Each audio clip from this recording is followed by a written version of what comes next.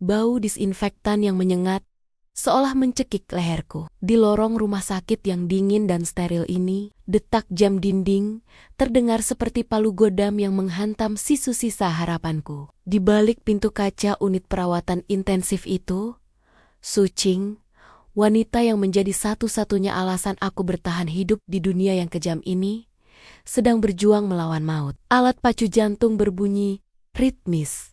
Sebuah simfoni kematian yang menakutkan. Seorang perawat bertubuh gempal keluar, wajahnya datar tanpa emosi, saat menyodorkan secari kertas tagihan ke arahku. Tuan Lin Feng, ini tagihan terakhir. Rumah sakit tidak bisa melakukan operasi jika biaya administrasi tidak dilunasi sore ini juga. Kondisi Nyonya Sucing semakin kritis.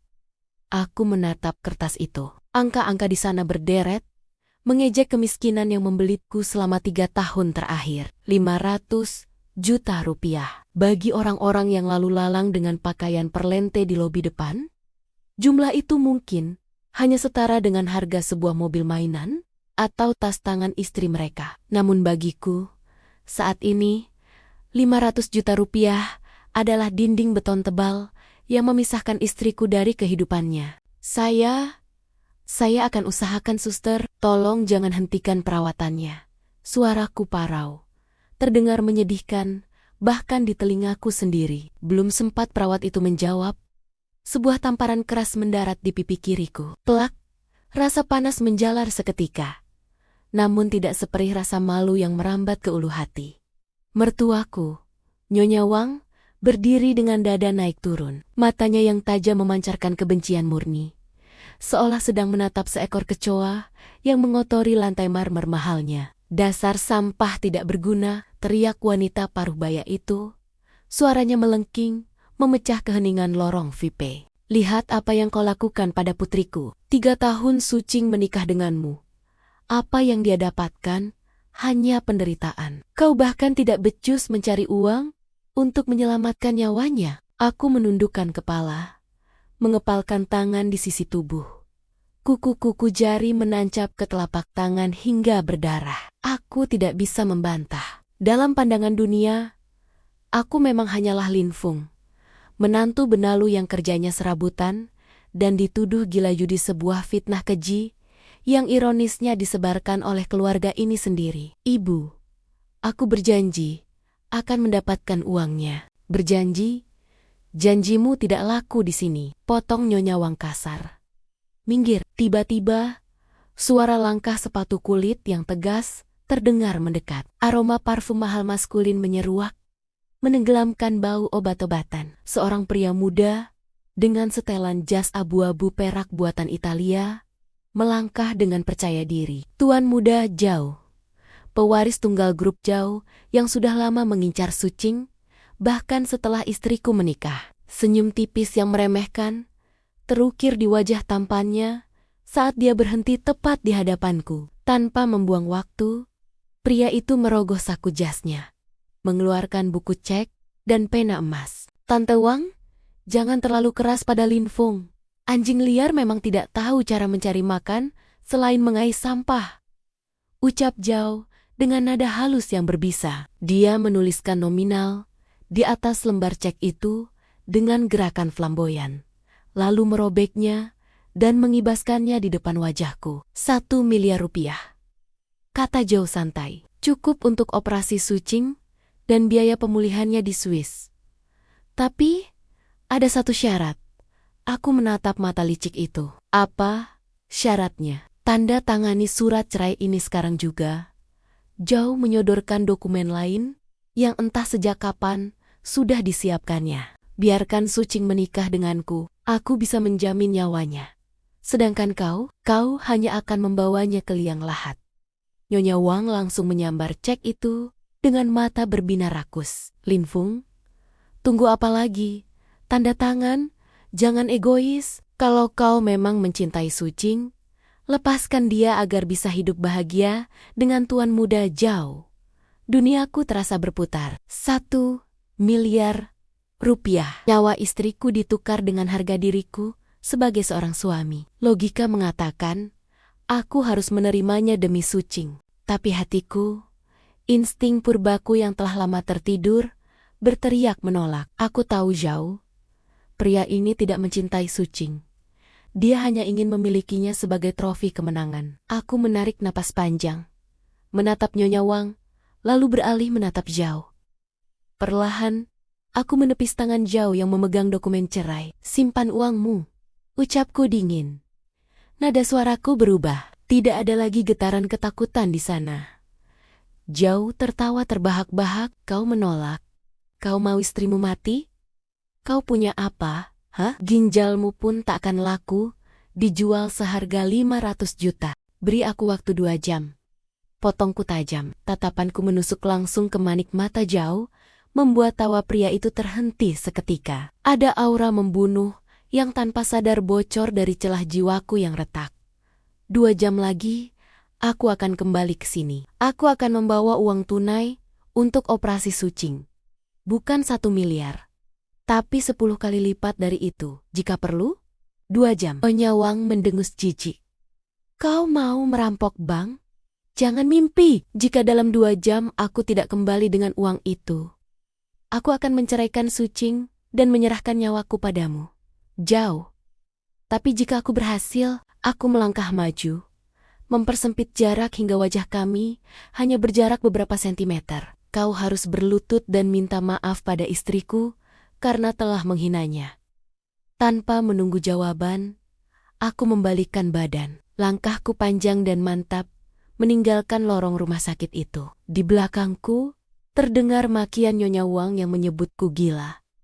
Mereka tidak tahu. Mereka pikir mereka sedang berbicara dengan Lin Fung, si pengangguran. Mereka tidak sadar bahwa singa yang tidur selama 3 tahun ini baru saja membuka matanya. 2 jam, waktu yang lebih dari cukup untuk membangunkan kembali iblis dalam diriku. Hujan deras mengguyur kota saat aku melangkah keluar dari gedung rumah sakit. Air dingin yang menusuk kulit tidak mampu memadamkan api yang membakar dadaku. Aku merogoh saku celana jeans lusuhku. Hanya ada beberapa lembar uang kertas yang sudah lecek.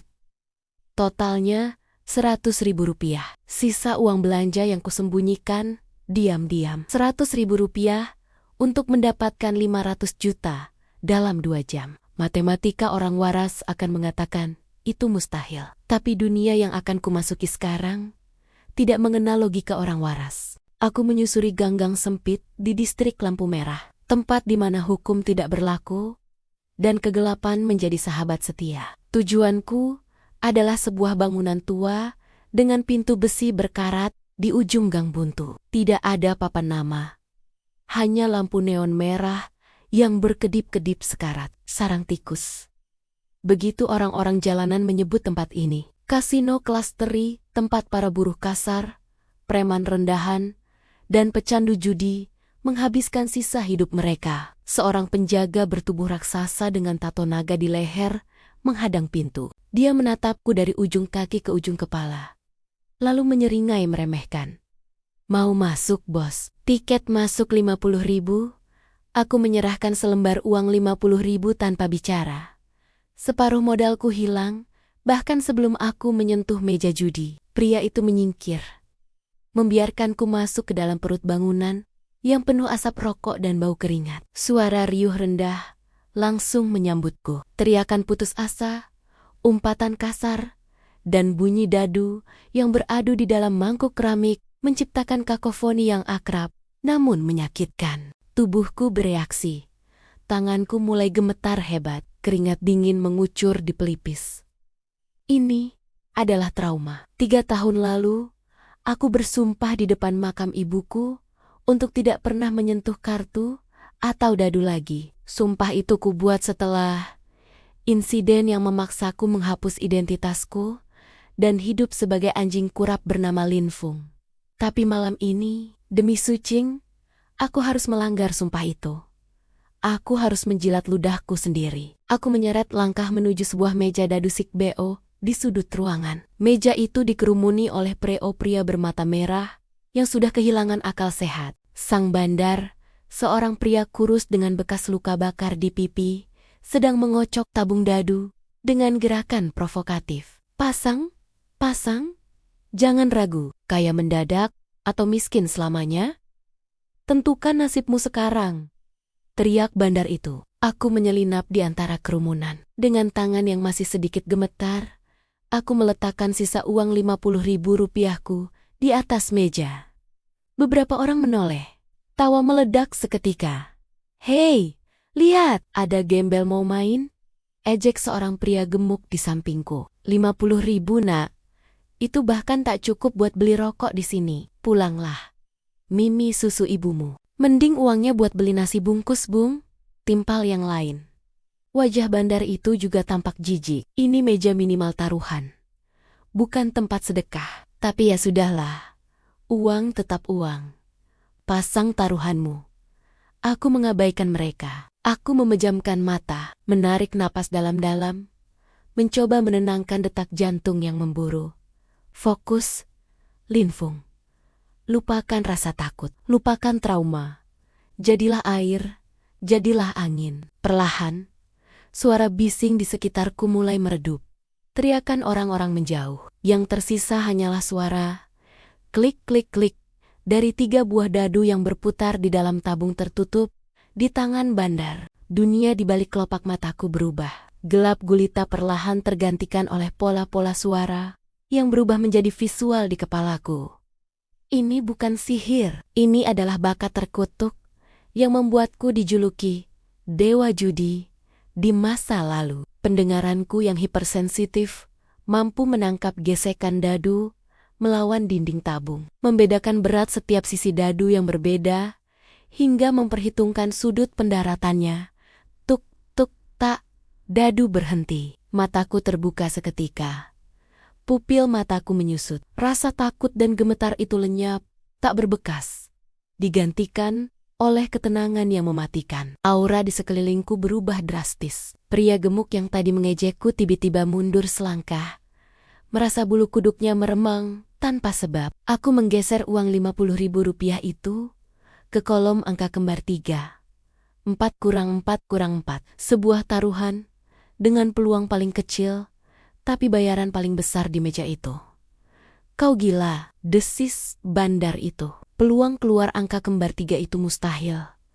"Buka saja," perintahku datar. Suaraku tidak keras, tapi memiliki otoritas yang membuat tangan bandar itu bergerak kaku menuruti perintahku. Tabung dibuka. 3 dadu putih berbaris rapi. 4 titik merah di setiap sisi atasnya menatap langit-langit. 4-4. Keempat, keheningan melanda meja itu selama 3 detik. Tidak ada yang bernapas. Mata si bandar melotot, seakan mau keluar dari rongganya. Pria gemuk di sampingku menjatuhkan rokok dari mulutnya. "Teleport," gumam seseorang dengan suara tercekat. "Dia menang 150 kali lipat. 50.000 rupiah dikalikan 150.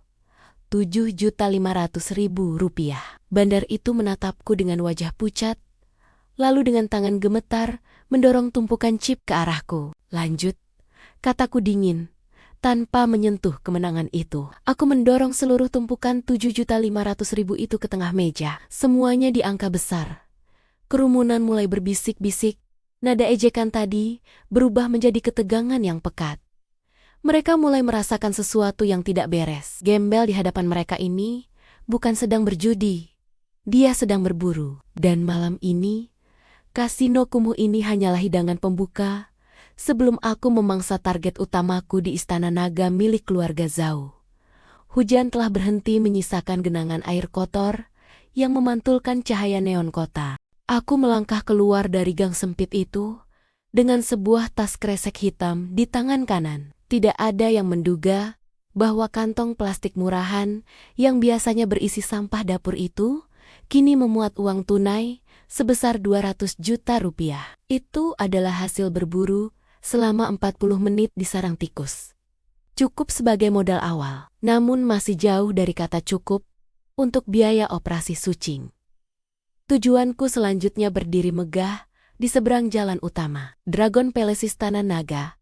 Bangunan itu menjulang tinggi, didominasi ornamen emas dan pilar-pilar marmer raksasa. Lampu sorot menari-nari di angkasa, seolah menantang langit malam. Ini adalah kasino paling elit di kota.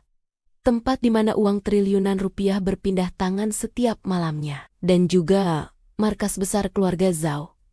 Aku merapikan kerah jaket lusuhku, berusaha menutupi noda darah yang tak sengaja terciprat saat perkelahian kecil di pintu keluar kasino kumuh tadi. Dengan langkah pasti, aku menyeberang jalan menuju pintu masuk utama yang dijaga oleh dua orang pria bertubuh kekar dengan setelan jas hitam rapi dan earpiece di telinga. Baru saja kakiku menginjak karpet merah. Sebuah tangan besar menahan dadaku. Berhenti di sana, gembel, ucap salah satu penjaga dengan nada datar namun intimidatif. Matanya memindai penampilanku dengan tatapan jijik yang tak ditutup-tutupi. Ini bukan tempat penampungan tunawisma. Pergi cari makan di tempat sampah belakang gedung. Aku menepis tangan itu perlahan. Aku datang untuk bermain. Penjaga itu tertawa. Sebuah suara dengusan kasar yang menghina. Temannya ikut menyeringai. Bermain? Tiket masuk ke lobi umum saja 10 juta rupiah. Kau mau bayar pakai apa? Ginjalmu? Sebelum aku sempat menjawab atau menumpahkan isi kantong plastikku ke wajah sombong mereka, sebuah mobil sport merah menyala, meraung mendekat, dan berhenti tepat di depan lobi. Pintu mobil terbuka ke atas seperti sayap burung. Sepasang kaki jenjang dengan sepatu hak tinggi turun lebih dulu. Diikuti oleh wanita cantik bergaun minim. Di sisi pengemudi, tuan muda Zhao keluar sambil memutar kunci mobil di jarinya. Nasib sepertinya memang gemar bercanda. Zhao melepaskan kacamata hitamnya. Lalu matanya menyipit saat melihat keributan di pintu masuk. Senyum lebar yang penuh kepuasan langsung merekah di wajahnya saat mengenali sosokku. Lihat siapa yang datang, seru Zhao lantang. Membuat beberapa tamu lain menoleh. Dia berjalan mendekat, merangkul pinggang wanita di sebelahnya. Lin Feng, si menantu sampah. Sedang apa kau di sini? Mengemis sisa makanan tamu-tamuku? Para penjaga langsung membungkuk hormat pada bos mereka. Maaf, Tuan Muda Zhao. Sampah ini mengotori pemandangan Anda. Kami akan segera membuangnya. Tunggu. Zhao mengangkat tangan. Dia menatapku dengan sorot mata predator yang menemukan mainan baru. Dia bilang, dia mau bermain. Benar, Tuan. Dia berhalusinasi punya uang. Jawab penjaga itu. Aku menatap lurus ke manik mata Zhao. Aku punya modal, biarkan aku masuk. Zhao tergelak. Suaranya menggema di lobi marmer itu. Menarik. Sangat menarik. Kau tahu, anjing yang terdesak biasanya akan menggigit, tapi anjing ini malah ingin bunuh diri. Pria pewaris itu melangkah maju, mendekatkan wajahnya ke telingaku. Aroma alkohol mahal tercium dari napasnya. Kau ingin mencari uang untuk istrimu di sini? Di kandangku? Baiklah, aku akan berbaik hati, biarkan dia masuk. Tapi Tuan, penampilannya, protes penjaga itu ragu. Ku bilang, biarkan dia masuk, bentak Xiao, lalu kembali menatapku dengan seringai licik. Aku ingin melihatmu hancur, Lin Feng. Aku ingin melihatmu kehilangan harapan terakhirmu. Lalu merangkak di kakiku, memohon belas kasihan. Itu akan menjadi hiburan terbaik malam ini, sebelum aku mengambil istrimu. Zhao menunjuk ke arah pintu putar emas itu. Naiklah ke lantai paling atas. Ruang VVIP, aku menunggumu di sana. Jangan kecewakan aku dengan taruhan recehan. Setelah berkata demikian, Zhao melenggang masuk diikuti wanita cantiknya, meninggalkan tawa yang menggantung di udara. Para penjaga itu menyingkir dengan enggan. Memberiku jalan. Aku mengeratkan cengkeraman pada kantong plastik hitam di tanganku. Mereka pikir mereka sedang mengundang domba masuk ke kandang serigala. Mereka tidak tahu. Malam ini, Dragon Palace baru saja membukakan pintu untuk sang naga yang sebenarnya. Aku melangkah masuk. Hawa dingin dari pendingin ruangan menyapa kulitku, bercampur dengan aroma uang, parfum, dan keserakahan yang pekat. Lantai teratas Dragon Palace adalah dunia yang berbeda. Jika lantai bawah adalah neraka yang bising dengan mesin slot dan teriakan pemain, lantai ini adalah surga semu yang sunyi dan mematikan. Karpet bludru merah darah meredam setiap langkah kaki. Lampu kristal raksasa menggantung di langit-langit. membiaskan cahaya keemasan ke seluruh penjuru ruangan. Seorang pelayan wanita dengan pakaian Chongsam Sutra menuntunku menuju sebuah pintu ganda berbahan kayu jati ukir. Saat pintu itu terbuka, asap cerutu tebal menyambutku. Di tengah ruangan luas itu, terdapat sebuah meja bundar besar berlapis kain hijau zamrud. 3 orang sudah duduk di sana. Di kursi utama, Tuan Muda Zhao duduk dengan kaki disilang, segelas whisky di tangan, dan senyum meremehkan yang tak pernah lepas dari wajahnya. Di sebelah kirinya, duduk seorang pria gemuk, berkepala botak dengan kalung emas, sebesar rantai kapal melingkar di leher Bos Lee, rentenir terkenal di distrik utara. Di sisi lain, seorang pria tua kurus dengan kacamata hitam bulat, dan jari-jari penuh cincin batu akik Master Chun, penjudi veteran yang dikenal licin seperti belut. Akhirnya datang juga. Sambut Xiao merentangkan tangannya seolah menyambut sahabat lama. Duduklah Lin Feng. Kami kekurangan 1 orang untuk memanaskan suasana. Aku meletakkan kantong plastik hitamku di atas meja mahoni itu. Bunyi gedebuk uang tunai yang beradu dengan kayu membuat ruangan hening sejenak. Aku menuang isinya. Tumpukan uang kertas 200 juta rupiah berserakan berantakan di antara tumpukan chip kristal mereka yang bernilai miliaran. Bos Lee tertawa hingga lemak di lehernya berguncang. 200 juta? Itu bahkan tidak cukup untuk uang tip pelayan kuna. Uang tetap uang.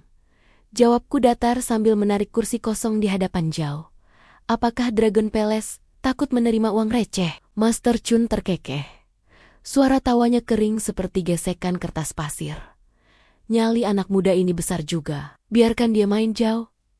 Aku suka memangsa ikan kecil sesekali. Zhao menjentikan jari. Tukarkan uangnya dengan chip. Kita main Texas Hold'em, no more limit. Seorang dealer wanita berwajah dingin dengan sarung tangan putih mulai mengocok kartu. Gerakannya cepat, elegan, dan curang. Mata telanjang orang biasa hanya akan melihat tarian kartu yang indah. Tapi mataku menangkap sesuatu yang lain. Shuffle palsu, kartu as dan king, berada di posisi yang sudah ditentukan. Jari kelingking dealer itu sedikit menekuk saat membagikan kartu ke arah Zhao. Sebuah tanda bahwa dia menahan kartu bagus di dasar tumpukan bottom dealing ini adalah jebakan. Mereka tidak berniat bermain adil. Mereka ingin mengulitiku pelan-pelan. Mulai, perintah Zhao. Putaran pertama dimulai. Kartu di tanganku adalah 2 hati dan 7 sekop. Kartu sampah. Aku langsung menutup kartu. Foul, Zhao tertawa. Baru mulai sudah lari. Putaran kedua, aku mendapat sepasang queen. Kartu bagus. Tapi telingaku menangkap detak jantung dealer yang sedikit lebih cepat saat membagikan kartu ke Bos Lee. Dia memberikan full house pada si gendut itu. Fold, kataku lagi sambil melempar kartu. Pengecut, cibir Bos Lee sambil meraup tumpukan chip di tengah meja. Aku membiarkan mereka mengejekku. Aku membiarkan tumpukan chipku tergerus sedikit demi sedikit oleh blind taruhan wajib. Selama 15 menit pertama, aku tidak memainkan 1 tangan pun. Aku hanya duduk diam, mengamati, merekam setiap pola kecurangan dealer, setiap kedutan otot wajah Zhao, dan setiap pola napas Master Chun. Aku sedang membangun profil mereka di kepalaku. Zhao adalah pemain agresif yang mengandalkan kartu bagus dari dealer. Bos Lee hanya ikut arus dan mudah dipancing emosinya. Master Chun adalah yang paling berbahaya. Dia curiga padaku, tapi dia terlalu sombong untuk menganggapku ancaman. Hei, sampah! Zhao menggebrak meja.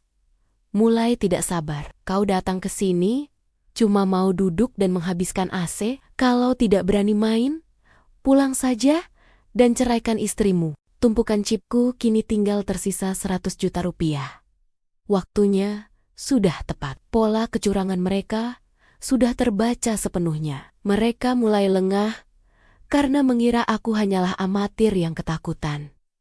Sang dealer kembali membagikan kartu. Kali ini dia memberikan Zhao kartu king dan AS.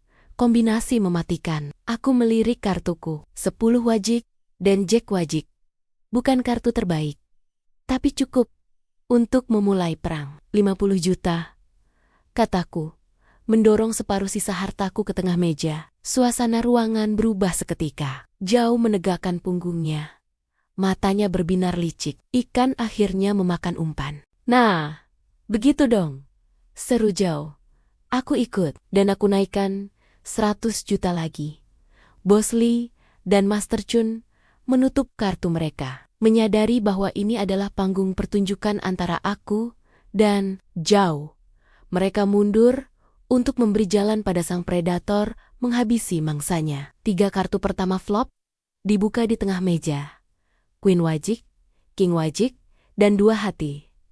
Jantung Zhao berdegup kencang, suaranya terdengar jelas di telingaku, seperti drum bass. Dia sudah memiliki sepasang king. Sementara aku memiliki peluang straight flush, urutan kartu dengan bunga sama. Tapi belum jadi. Zhao menyeringai.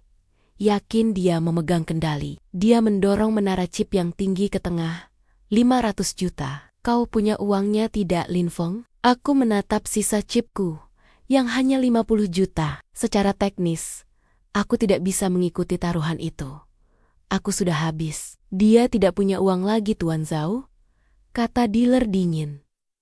Sayang sekali. Zhao mendesah pura-pura sedih. Kalau begitu kau kalah. Pulanglah. Atau kau bisa pertaruhkan sesuatu yang lain. Aku mengangkat wajah, menatap Zhao dengan tatapan yang sulit diartikan. Senyum tipis yang pertama kali Kun sunggingkan malam ini muncul di bibirku. Apa yang kau inginkan? Tanyaku. Tangan kananmu, jawab Zhao cepat. Matanya berkilat sadis. Dia mengeluarkan sebuah pisau cerutu tajam dari saku jasnya dan menancapkannya ke meja kayu. Taruhanmu 50 juta tunai ditambah tangan kananmu. Jika kau menang, aku bayar 10 miliar. Bagaimana? Keheningan mencekam, menyelimuti ruangan. Bos Lee menelan ludah.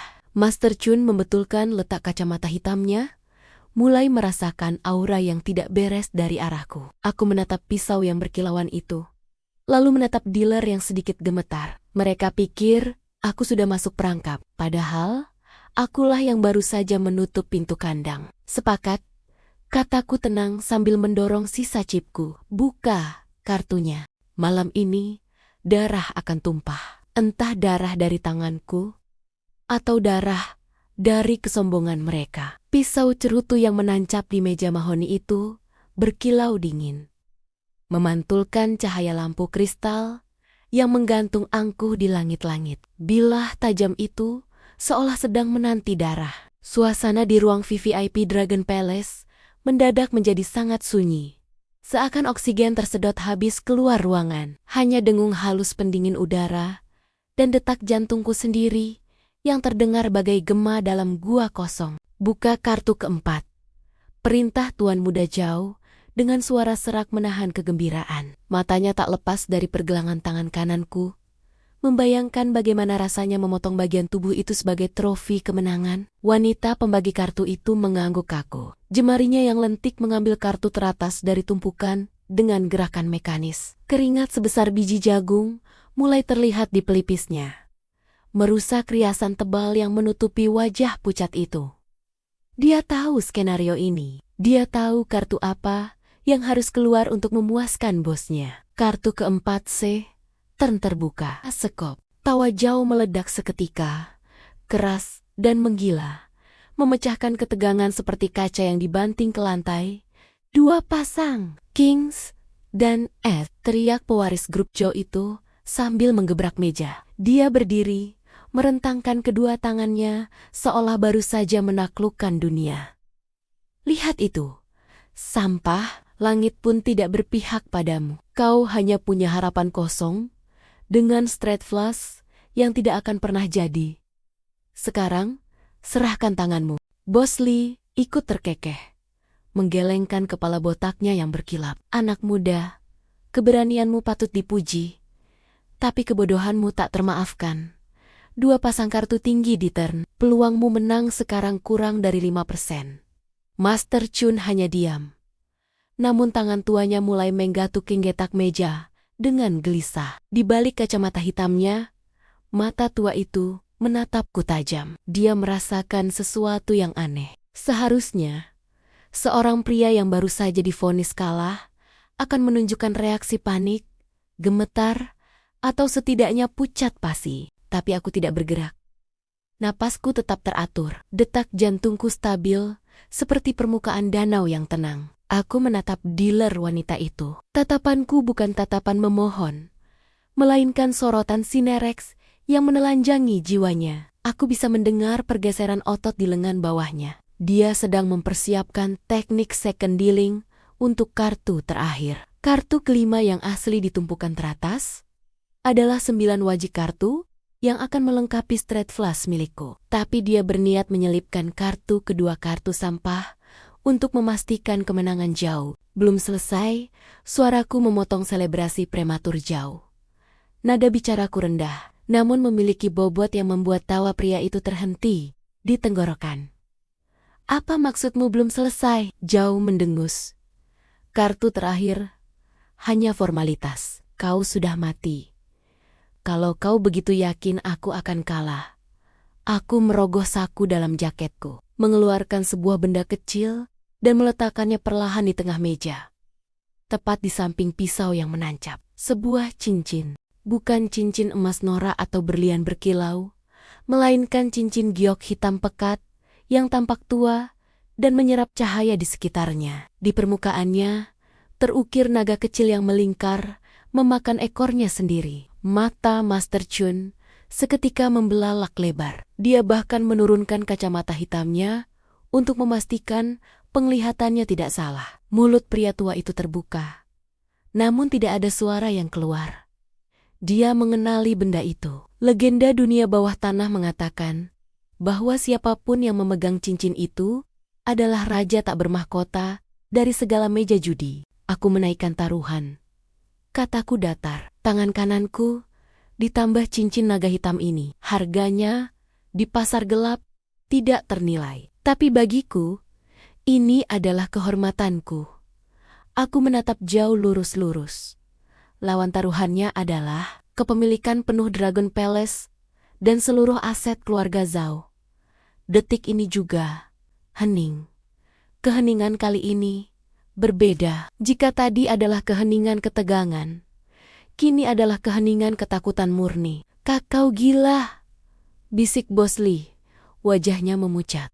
Taruhan macam apa itu? Zhao menatap cincin itu, lalu menatapku. Keserakahan di matanya bertarung dengan kewarasan. Dia tidak tahu arti cincin itu, tapi dia tahu aku sedang terdesak. Baginya, ini adalah kesempatan untuk tidak hanya menghancurkanku, tapi juga mendapatkan harta karun misterius yang membuat Master Chun gemetar. Dan yang terpenting, dia yakin dia tidak mungkin kalah dengan kartu di tangannya. Kau menggertak, desis Zhao. Tapi baiklah, jika kau ingin mati sambil menyeret seluruh leluhurmu, aku kabulkan. Aku pertaruhkan kasino ini. Notarisku ada di lantai bawah. Kita bisa urus suratnya setelah tanganmu putus. Sepakat? Jawabku. Aku menoleh kembali pada sang dealer. Wanita itu kini gemetar hebat. Tangannya yang memegang tumpukan kartu berkeringat dingin. Dia terjebak di tengah pertarungan para raksasa. Bagikan kartu terakhir, perintahku. Dan ingat, pastikan tanganmu tidak terpleset. Waktu seakan melambat. Setiap gerakan di ruangan itu terekam jelas dalam benakku. Dalam bingkai slow motion, wanita pembagi kartu itu menarik napas panjang, berusaha menenangkan sarafnya yang tegang. Dia mulai menggerakkan jempol kanannya. Mendorong kartu teratas sedikit keluar itu adalah 9 wajik. Kartu kemenanganku. Namun, sepersekian detik kemudian, jari telunjuknya bergerak di bawah kartu itu, bersiap menarik kartu kedua 3 keriting untuk dibagikan. Teknik curang tingkat tinggi yang nyaris tak kasat mata. Jika aku diam saja, 3 keriting akan mendarat di meja. Aku akan kalah. Istriku akan diambil. Tanganku akan dipotong. Tapi, aku bukan lagi Lin Fung si pecundang. Tepat saat kartu palsu itu hendak ditarik keluar, aku mengangkat jari telunjuk kananku dan mengetuk meja mahoni itu 1 kali tuk. Bunyinya tidak keras. hanya ketukan ringan. Namun, bagi mereka yang mengerti tenaga dalam atau Qi, ketukan itu mengirimkan gelombang kejut mikroskopis yang merambat melalui serat kayu meja, naik ke tumpukan kartu di tangan dealer. Getaran itu tak terlihat mata, tapi dampaknya fatal. Tumpukan kartu di tangan wanita itu bergeser sepersekian milimeter. Gesekan antara kartu pertama dan kedua terganggu. Jari telunjuk dealer yang licin oleh keringat gagal mencengkeram kartu kedua. Sebaliknya, kartu terataslah yang terdorong keluar oleh inersia. Wanita itu terkesiap, menyadari kesalahannya, tapi terlambat. Kartu itu sudah meluncur mulus di atas kain hijau, berputar pelan, dan berhenti tepat di tengah meja dalam posisi terbuka. 9 wajik. Dunia tuan muda jauh runtuh dalam 1 detik. Wajah pewaris kaya itu berubah warna dari merah padam menjadi abu-abu mayat. Mulutnya menganga, namun suaranya hilang ditelan syok. Matanya menatap kartu wajik merah itu, seolah melihat hantu. Di atas meja, 5 kartu kini terhampar.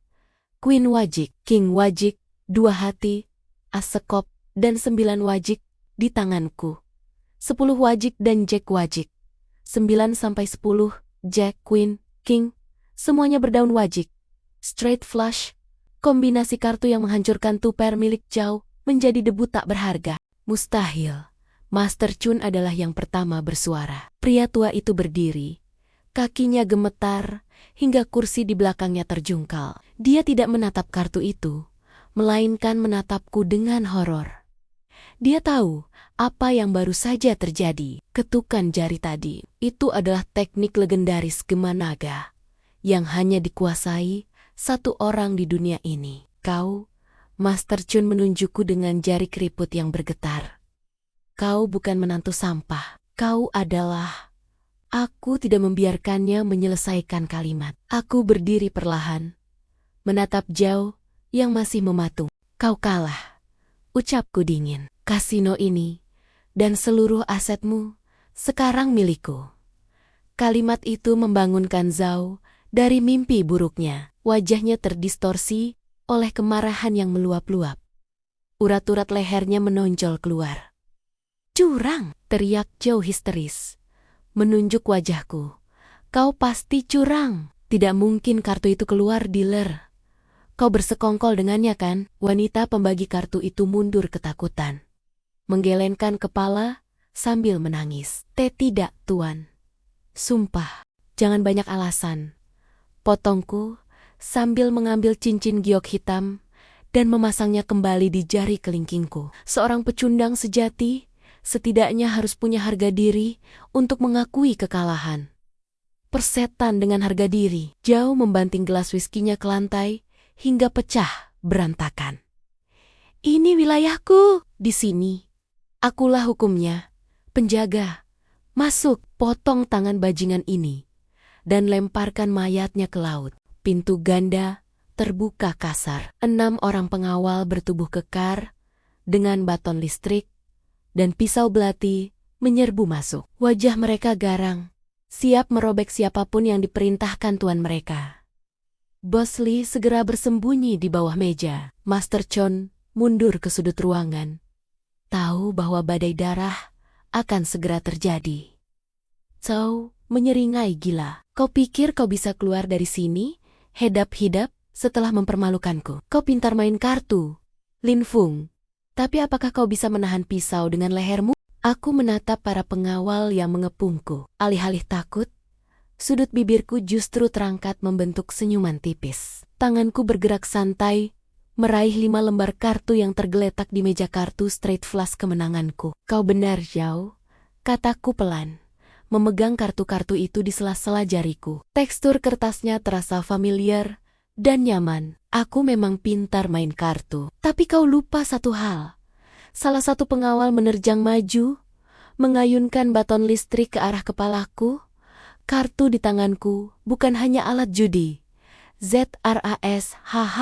Dengan gerakan pergelangan tangan yang nyaris tak terlihat, selembar kartu King wajik melesat dari tanganku. Kertas tipis itu berputar dengan kecepatan tinggi, membelah udara seperti silet, dan menancap tepat di bahu pengawal yang menyerang. Pria besar itu menjerit, menjatuhkan senjatanya. Darah segar merembes dari luka sayatan yang dalam, menodai kemeja putihnya. Itu kartu, gumam Zhao. Matanya terbeliak tak percaya. Ini senjata ralatku. 4 kartu tersisa di tanganku. 5 pengawal masih berdiri.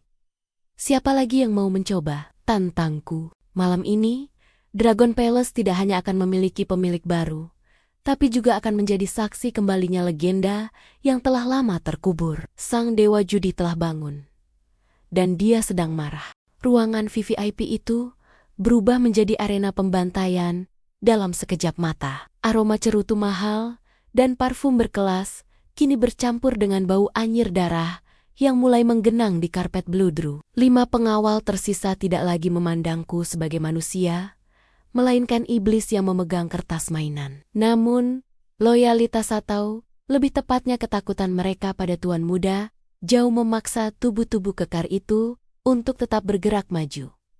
Bunuh dia, apa yang kalian tunggu?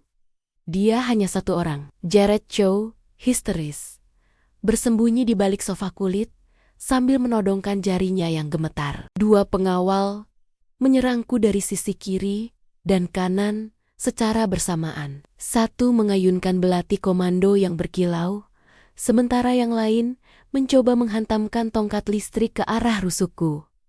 Gerakan mereka terlatih, cepat, dan mematikan. Tapi di mataku, yang telah terbiasa membaca gerakan mikro otot lawan di meja judi, serangan fisik ini terasa lambat seperti siput. Aku tidak mundur. Sebaliknya, aku melangkah maju menyambut serangan itu. Tubuhku berputar setengah lingkaran, menghindari bilah pisau yang hanya berjarak 1 inci dari leher. Pada saat yang sama, tangan kananku bergerak menyentak. Wush, 2 lembar kartu Queen Wajik dan Jack Wajik melesat keluar dari sela jariku. Kali ini, aku tidak membidik bahu atau kaki. Aku mengincar titik saraf di pergelangan tangan mereka. Terdengar suara robekan daging yang mengerikan, diikuti denting logam jatuh ke lantai. Pisau dan tongkat listrik itu terlepas dari genggaman pemiliknya. Kedua pengawal itu menjerit tertahan, mencengkeram pergelangan tangan mereka yang kini mengucurkan darah segar. Kartu remi berbahan plastik itu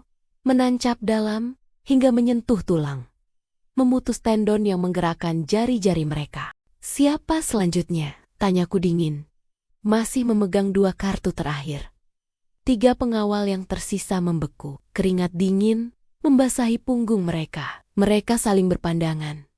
Keraguan terpancar jelas di mata mereka. Melawan petarung bela diri adalah satu hal, tapi melawan seseorang yang bisa mengubah kertas menjadi silet terbang adalah mimpi buruk yang tak pernah ada dalam kurikulum pelatihan mereka. Maju, atau aku habisi keluarga kalian, ancam Zhao lagi. Suaranya makin melengking putus asa. Ancaman itu bekerja. Ketiga pengawal itu menggeram, membuang rasa takut, dan menerjangku serentak seperti banteng gila. Aku menghela napas panjang. Menyedihkan. Aku melompat naik ke atas meja bundar, menghindari serbuan mereka yang menghantam angin kosong. Dari posisi ketinggian ini, aku memiliki sudut pandang sempurna. Tidur, bisikku. Tangan kananku mengibas untuk terakhir kalinya. 2 kartu, tersisa 10 wajik dan 9 wajik terbang dengan lintasan melengkung yang mustahil.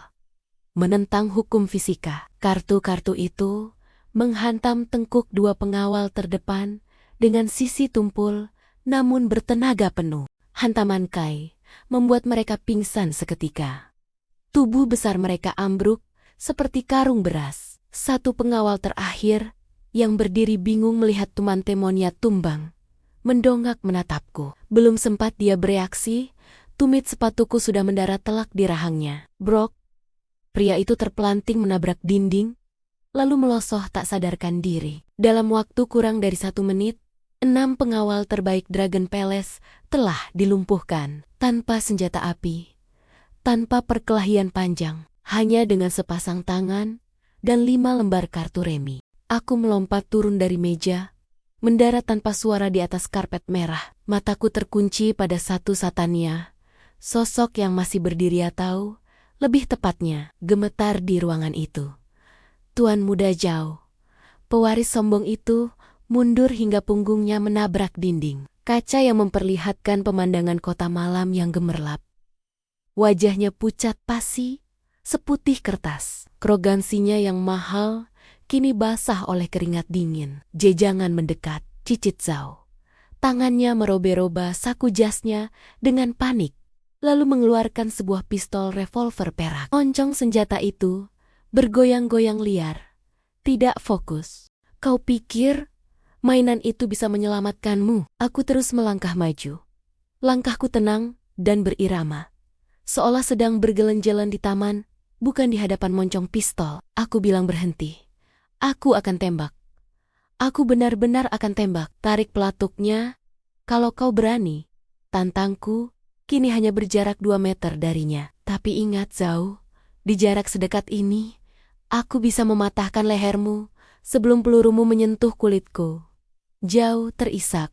Tekanan mental ini terlalu berat baginya. Dia hanyalah anak manja yang berlindung di balik kekayaan ayahnya. Saat semua perlindungan itu dicabut, yang tersisa hanyalah cangkang kosong yang rapuh. Ampuni aku. Pistol di tangannya terlepas, jatuh berdenting ke lantai. Zhao merosot, berlutut dengan lutut yang lemas. Air mata dan ingus mulai membasahi wajahnya yang dulu begitu angkuh. Lin Feng. Tuan Lin, aku salah. Ambil uangnya. Ambil semuanya. Jangan bunuh aku. Aku berdiri menjulang di hadapannya, menatap puncak kepalanya dengan tatapan datar. Tidak ada rasa puas, hanya rasa jijik. Mana surat perjanjian pengalihan aset itu? Tagihku. Dengan tangan gemetar hebat, Zhao merogoh jasnya, mengeluarkan dokumen yang tadi disiapkannya dengan penuh percaya diri untuk menjebakku. Baru saja tanganku hendak meraih dokumen itu, pintu ganda ruangan VVIP meledak terbuka. Blam!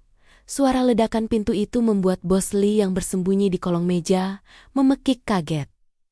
Master Chun yang berdiri di pojok ruangan menahan napas. Di ambang pintu, berdiri sesosok pria paruh baya dengan aura yang jauh lebih mengerikan daripada Zhao. Tubuhnya tegap, rambutnya memutih di bagian pelipis, dan dia mengenakan jubah tradisional Tiongkok berwarna hitam dengan sulaman naga emas. Di belakangnya, berbaris 20 orang pasukan khusus bersenjata laras panjang yang langsung mengarahkan moncong senapan ke kepalaku. Zhao Tianba, raja dunia bawah tanah kota ini, pemilik Dragon Palace, dan ayah dari Tuan Muda Zhao. Siapa yang berani membuat keributan di kandangku? Suara bariton Tianba menggema, menggetarkan kaca-kaca jendela. Melihat ayahnya datang, Tuan Muda Zhao, yang tadi menangis memohon ampun, mendadak mendapatkan kembali keberaniannya. Dia merangkak menjauh dariku, berlari tersandang-sandang ke arah ayahnya. Ayah! Ayah, tolong aku! Teriak Zhao sambil menunjukku. Orang gila ini, dia curang. Dia melumpuhkan semua pengawal kita dan mengancam akan membunuhku. Dia mau merampas kasino kita. Bunuh dia, ayah. Cincang dia sampai hancur. Zhao Tianba menatap putranya yang berantakan dengan tatapan kecewa, lalu beralih menatap 6 pengawalnya yang terkapar pingsan atau berdarah di lantai. Matanya menyipit saat melihat kartu-kartu remi yang menancap di tubuh dan dinding ruangan. Alis tebal pria tua itu berkerut. Dia mengenali tingkat keahlian ini. Ini bukan pekerjaan amatir, anak muda. Tianba melangkah masuk, mengabaikan rengekan anaknya. Pasukan bersenjata di belakangnya bersiap menarik pelatuk. Kau punya nyali besar, menghancurkan ruang VVIP-ku dan melukai anakku. Kau tahu konsekuensinya? Malam ini, kau tidak akan keluar dari sini dalam wujud utuh. Aku berbalik perlahan, menghadap sang raja mafia. Wajahku tetap tenang, tanpa ekspresi takut sedikit pun. Aku hanya mengambil apa yang menjadi hakku. Jawabku santai. Anakmu kalah taruhan. Kasino ini sekarang milikku. Omong kosong, bentak Tianba. Di kota ini, akulah hukumnya. Tidak ada yang bisa mengambil Dragon Palace dariku. Pasukan Bidik kepalanya, 20 titik laser merah, seketika menari-nari di dahi dan dadaku. Situasi genting, satu gerakan salah, tubuhku akan berlubang. Namun, aku tidak bergerak untuk menyerang. Aku hanya mengangkat tangan kananku perlahan, memperlihatkan punggung tanganku pada Zhao Tianba. Di jari kelingkingku, cincin giok hitam itu berkilau remang, tertimpa cahaya lampu. Sebelum kau memerintahkan mereka menembak, lihat baik-baik benda ini. Zhao Tianba, kataku dengan suara yang diperkuat tenaga dalam, sehingga terdengar jelas di telinga semua orang, meski aku tidak berteriak. Apakah kau sudah lupa pada orang yang menyelamatkan nyawamu di Makau 5 tahun lalu? Mata Zhao Tianba membelalak. Dia memicingkan mata, menatap cincin bermotif naga memakan ekor itu. Ingatannya terlempar ke masa lalu, malam berdarah di kasino terapung Makau, di mana dia hampir mati dikeroyok sindikat internasional. Sebelum seorang pria misterius bertopeng muncul sendirian, membantai musuh hanya dengan kartu remi, dan menghilang setelah memenangkan triliunan dalam satu putaran. Pria misterius yang dijuluki tangan hantu, dewa judi yang menghilang tanpa jejak. Wajah garang Tianba memucat drastis. Kakinya goyah, dia menatap kartu-kartu yang menancap di dinding, lalu kembali menatap cincin itu. Pola serangannya sama, auranya sama. Kau, bibir Tianba bergetar. Cincin naga hitam, teknik kartu terbang. Kau, Tuan Lin, ayah? Kenapa diam saja? Tembak dia, desak Tuan Muda Xiao, yang tidak mengerti situasi. Plak, sebuah tamparan keras, jauh lebih keras dari yang kuterima dari mertuaku pagi tadi, mendarat di pipi Tuan Muda Zhao. Tapi kali ini, yang menampar adalah ayahnya sendiri. Tubuh Zhao terpental, hingga menabrak meja. Diam kau anak durhaka, bentak Tianba murka. Seluruh ruangan ternganga, pasukan bersenjata, menurunkan senjata mereka dengan bingung. Zhao Tianba, penguasa dunia hitam, yang ditakuti polisi dan penjahat tiba-tiba, menjatuhkan lututnya ke lantai. Dia bersujud penuh. Keningnya menyentuh karpet di hadapanku. Ampuni ketidaktahuan saya, Dewa Judi, seru Tianba. Suaranya penuh ketakutan dan rasa hormat yang mendalam. Saya tidak tahu bahwa Tuan Besar telah kembali ke kota ini. Saya pantas mati karena telah membiarkan anak bodoh ini menghina Anda. Hening, keheningan yang mutlak. Tuan Muda, Zhao memegang pipinya yang bengkak, matanya melotot seakan mau keluar. Dewa judi, dia, si menantu sampah ini. Bos Li di bawah meja pingsan, saking syoknya. Master Chun gemetar hebat. Buru-buru ikut berlutut di pojok ruangan. Aku berjalan mendekati Zhao Tianba yang masih bersujud. Bangunlah, Tianba, kataku datar. Pria tua itu mengangkat wajahnya. Keringat dingin bercucuran. Tuan, kasino ini, aset ini, semuanya milik Anda. Sesuai taruhan, bahkan nyawa anak bodoh ini. Jika Anda menginginkannya, silakan ambil ayah. Pekik Zhao ngeri. Aku tidak butuh nyawanya. Darahnya hanya akan mengotori tanganku. Jawabku sambil mengambil dokumen aset yang tergeletak di meja. Tapi aku butuh uang tunai. Sekarang juga, istriku sedang menunggu operasi. Berapa? Katakan nominalnya. Berapapun akan saya sediakan. Tianba menyahut cepat. Lega, karena aku tidak meminta kepalanya. Operasinya butuh 500 juta. Tapi untuk kompensasi penghinaan anakmu padaku dan istriku. Aku menatap Tuan Muda Zhao, yang kini meringkuk ketakutan di sudut. Sediakan 50 miliar tunai. Masukkan ke dalam koper sekarang, dan siapkan mobil terbaikmu untuk mengantarku ke rumah sakit. Laksanakan, segera laksanakan. Tianba berteriak pada anak buahnya. Kalian dengar? Kosongkan brankas. Siapkan mobil, cepat. Pasukan itu bubar dalam kepanikan. Berlarian melaksanakan perintah. Aku berdiri di tengah kekacauan itu. Menatap keluar jendela kaca. Lampu kota berkelap-kelip di kejauhan. Waktu 2 jam hampir habis. Tunggu aku, Sucing, bisikku dalam hati. Suamimu sedang pulang. Iring-iringan 5 mobil mewah, sedan hitam membelah jalanan kota yang basah. Taungan mesin supercar memecah keheningan malam, mengabaikan lampu merah dan rambu lalu lintas. Di kursi belakang mobil utama, sebuah Rolls-Royce Phantom, aku duduk diam menatap jalanan yang melesat kabur di balik jendela. Di sampingku, tumpukan koper logam berisi uang tunai tersusun rapi hingga ke atap mobil. Jarum jam di dashboard menunjukkan pukul 11:50 malam. 10 menit lagi, batas waktu 2 jam yang kujanjikan akan habis. Pikiranku melayang ke lorong rumah sakit. Aku bisa membayangkan wajah Nyonya Wang yang penuh kemenangan dan senyum sinis para kerabat yang sudah siap mengusir tubuh kaku istriku ke jalanan. Lebih cepat, perintahku singkat pada sopir pribadi Zhao Tianba yang kini mengemudi dengan tangan gemetar. Baik, Tuan Besar. Sopir itu menginjak pedal gas dalam-dalam. Mobil melesat bagai peluru. Sementara itu, di lobi rumah sakit, keributan sedang terjadi. Nyonya Wang berdiri berkacak pinggang di depan meja resepsionis. Suaranya yang melengking membuat para perawat menunduk takut. Di tangannya, surat persetujuan penghentian tindakan medis sudah tergenggam erat. Sudah kubilang, cabut alatnya. Kami akan memindahkan Sucing ke klinik biasa, bentak wanita paruh baya itu. Suaminya yang gembel itu sudah kabur. Dia tidak akan kembali. Jangan harap aku mau menanggung hutang 500 juta. Hanya untuk anak yang sudah sekarat. Dokter jaga berusaha menahan sabar. Tapi Nyonya, kondisi pasien sangat tidak stabil. Memindahkan Nyonya Sucing sekarang sama saja dengan membunuhnya. Mohon tunggu sebentar lagi. Suaminya berjanji akan. Janjinya sampah, potong Nyonya Wang kasar. Dia melempar pulpen ke wajah dokter itu.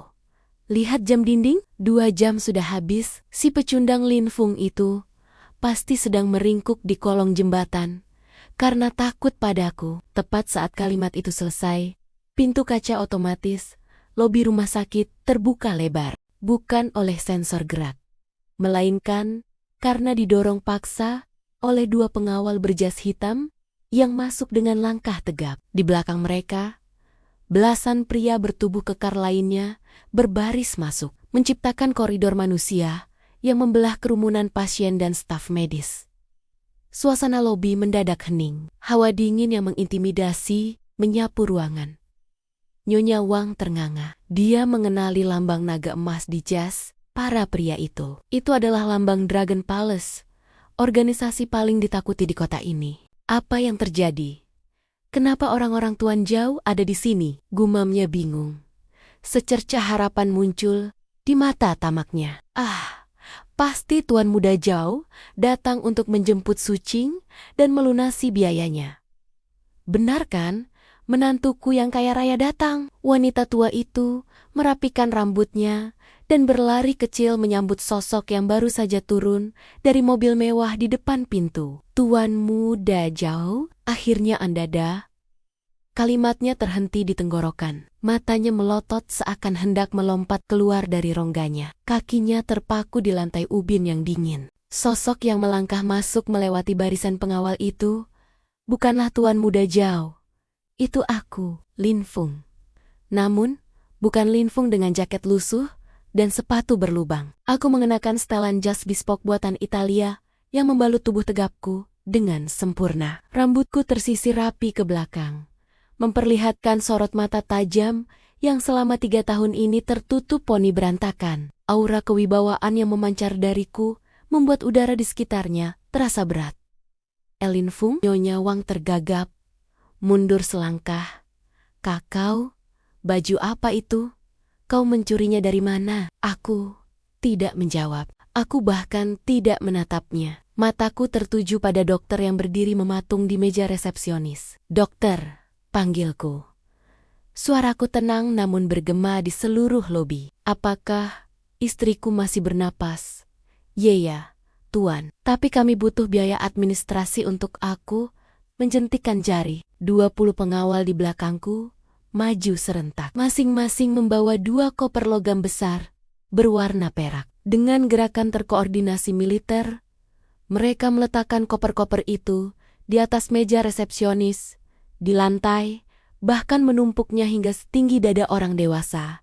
KLA, KLA, K. Bunyi kunci koper dibuka, terdengar beruntun, seperti senapan dikokang. Koper-koper itu terbuka. Cahaya lampu neon lobi seketika kalah terang oleh kilauan tumpukan uang kertas merah yang memadati setiap inci koper tersebut. Bau khas uang baru menyeruak, memabukkan siapa saja yang menghirupnya. Pemandangan itu membuat lutut Nyonya Wang lemas. Dia jatuh, terduduk di lantai. Dokter dan perawat menutup mulut mereka dengan tangan, menahan jeritan kaget. 500 juta untuk operasi, kataku sambil mengambil satu ikat uang dan melemparkannya ke meja. Dan sisanya 50 miliar rupiah untuk membeli seluruh rumah sakit ini jika perlu, agar istriku mendapatkan perawatan VVIP terbaik. Aku menatap Nyonya Wang yang masih bengong di lantai seperti ikan mas koki kehabisan oksigen. Kau bilang aku tidak becus mencari uang? Tanyaku datar. Hitunglah sampai jarimu patah. Itu semua uang tunai. Tanpa menunggu reaksi lebih lanjut, aku berbalik pada dokter yang masih syok. Lakukan operasinya sekarang. Jika sehelai rambut istriku rontok, aku akan meratakan gedung ini dengan tanah. Dokter itu tersentak sadar, mengangguk panik berkali-kali. Baik tuan, segera. Siapkan ruang operasi nomor 1. Panggil Profesor Bedah sekarang juga. Kekacauan pecah. Namun kali ini adalah kekacauan yang menyelamatkan nyawa. Aku berdiri tegak di tengah hiruk-pikuk itu, menatap pintu ruang operasi dengan hati yang akhirnya bisa bernapas lega. Sinar matahari pagi yang hangat menerobos masuk melalui jendela besar kamar presidensial suite rumah sakit. Aroma bunga lili segar menggantikan bau obat-obatan yang menyengat. Di ranjang pasien yang empuk dan lebar, Sucing, wanita yang kucintai lebih dari nyawaku sendiri, perlahan membuka matanya. Wajahnya masih pucat, namun rona kehidupan sudah mulai kembali di pipinya.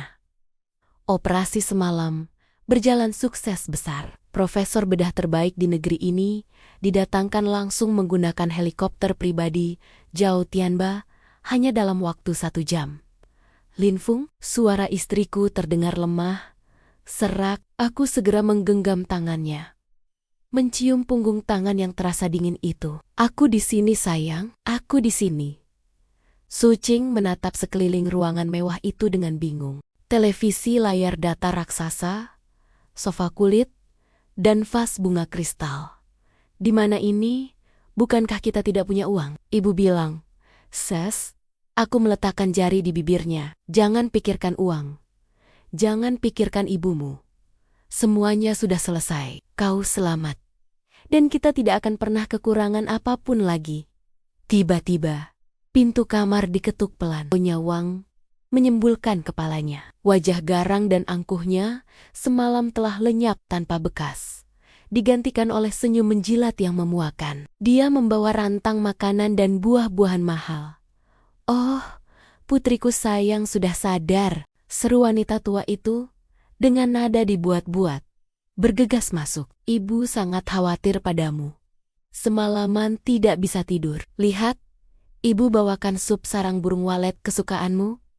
Dia melirik ke arahku, lalu membungkuk sedikit, sebuah gestur hormat yang tidak pernah dia lakukan seumur hidupnya padaku. Dan untuk menantuku yang hebat, Linfung. Ah, ibu tahu, kau adalah naga yang menyamar selama ini. Maafkan ibu yang dulu rabun. Ya, kita ini kan keluarga. Mulai sekarang, ibu akan mengurus kalian berdua dengan baik. Nyonya Wang mencoba menyentuh bahuku, tapi aku bergeser sedikit, membiarkan tangannya menggantung di udara. Letakkan makanannya dan keluar. Perintahku dingin. Tidak ada emosi dalam suaraku. Senyum Nyonya Wang membeku. Tetapi Linfung, kita kan? Aku bilang keluar. Ulangku. Kali ini dengan sedikit penekanan tenaga dalam yang membuat vas bunga di meja bergetar. Jangan ganggu istirahat Sucing. Dan satu lagi, jika kau berani menghina atau menyakiti istriku lagi, uang 50 miliar itu Akan kubelikan tanah kuburan untukmu. Wanita tua itu menelan ludah.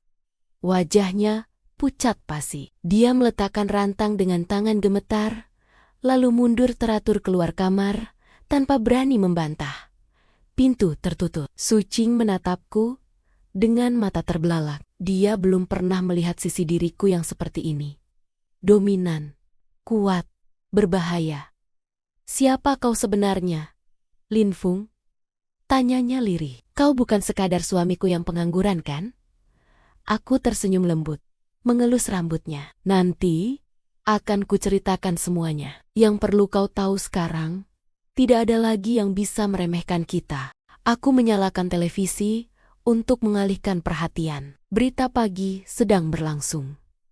Berita mengejutkan pagi ini. Grup Zhao, raksasa bisnis hiburan dan perjudian kota ini, dilaporkan mengalami kebangkrutan mendadak tadi malam. Seluruh aset mereka dikabarkan telah diambil alih oleh investor misterius. Tuan muda Zhao ditemukan menggelandang di pelabuhan dengan kondisi mental terguncang. Aku mematikan televisi. Dendam telah terbalas. Keadilan telah ditegakkan. Namun, ketenangan itu tidak berlangsung lama. Ponsel di saku jasku bergetar. Sebuah pesan masuk dari nomor yang tidak dikenal. Tidak ada nama, hanya sebuah simbol. Mata satu berwarna merah. Aku membuka pesan itu. Isinya singkat, tapi cukup untuk membuat darahku berdesir panas, bukan karena takut, tapi karena antusiasme pertarungan yang kembali menyala. Dewa judi tangan hantu. Kau melanggar sumpah pensiunmu. Kemenanganmu atas Zhao telah terdeteksi oleh radar kami. Organisasi Meja Hitam Internasional mengirim salam. Kami akan datang menjemput hutang lama di Makau. Bersiaplah. Aku menatap layar ponsel itu, lalu menatap langit biru di luar jendela. Awan mendung mulai berkumpul di kejauhan. Badai yang jauh lebih besar daripada keluarga Zhao sedang menuju ke sini. Aku memasukkan ponsel kembali ke saku, lalu kembali menggenggam tangan istriku erat-erat. Ada apa? Tanya Sucing khawatir melihat ekspresiku yang berubah serius. Aku menyeringai tipis. Aura sang raja judi kembali menyelimuti tubuhku. Bukan apa-apa, jawabku. Hanya ada beberapa tamu jauh yang ingin bermain kartu. Dan kali ini taruhannya adalah dunia.